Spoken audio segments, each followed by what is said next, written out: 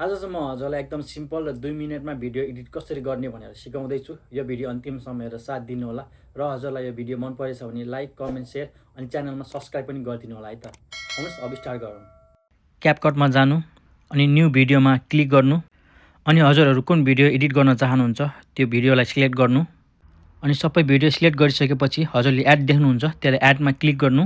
एडमा click गरिसकेपछि अनि हजुरले देख्न सक्नुहुन्छ यहाँ भिडियो आइसक्यो। अनि भिडियो गर्दाखेरि नमिलेको भिडियो, नचाहिने भिडियोहरू हटाउनको लागि चाहिँ भिडियोमा क्लिक गर्नु अनि यहाँ यस्तो आउँछ अनि यसलाई चाहिँ घटाउन बढाउन पनि मिल्छ।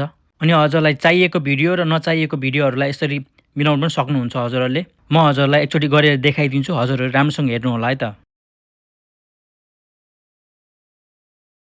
अनि भिडियो एडिट गरिसकेपछि फेरि एकचोटि राम्रोसँग हेर्नु के मिलेको छैन, के मिलाउनु पर्छ भनेर फेरि एकचोटि हेर्नु। अनि लास्टमा चाहिँ यो क्यापकटको यस्तो आउँछ, यसलाई पनि डिलिट गर्नको लागि त्यहाँ क्लिक गर्नु अनि त्यसपछि डिलिट अप्सन आउँछ अनि त्यसलाई डिलिट गरिदिनु। अनि त्यो डिलिट भइसकेपछि अनि यस्तो हुन्छ।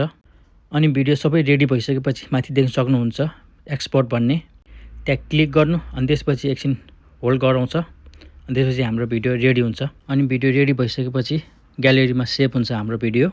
हजुरहरूलाई भिडियो कस्तो लाग्यो कमेन्ट गर्नु होला र अर्को भिडियोमा भोइस ओभर कसरी एडिट गर्ने हो त्यो पनि भिडियो बनाउने छु। यो भिडियो अन्तिमसम्म हेरेर साथ दिनुभयो त्यसलाई धेरै धेरै धन्यवाद। फेरि यस्तै अर्को भिडियोमा भेटौँला।